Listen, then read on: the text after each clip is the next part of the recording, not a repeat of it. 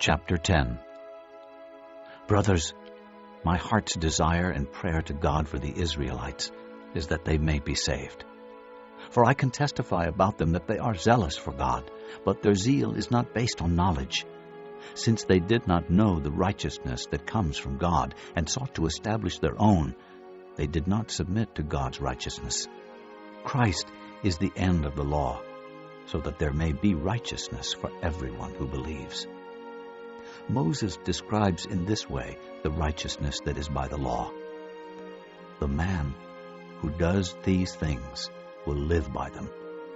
But the righteousness that is by faith says, "Do not say in your heart, 'Who will ascend into heaven?' That is, to bring Christ down, or 'Who will descend into the deep?' That is, to bring Christ up from the dead. But what does it say? The word is near you. It is in your mouth and in your heart. That is, the word of faith we are proclaiming. That if you confess with your mouth Jesus is Lord and believe in your heart that God raised him from the dead, you will be saved. For it is with your heart that you believe and are justified, and it is with your mouth that you confess and are saved. As the Scripture says, anyone who trusts in him will never be put to shame. For there is no difference between Jew and Gentile. The same Lord is Lord of all, and richly blesses all who call on him. For everyone who calls on the name of the Lord will be saved. How then can they call on the one they have not believed in? And how can they believe in the one of whom they have not heard? And how can they hear without someone preaching to them? And how can they preach unless they are sent?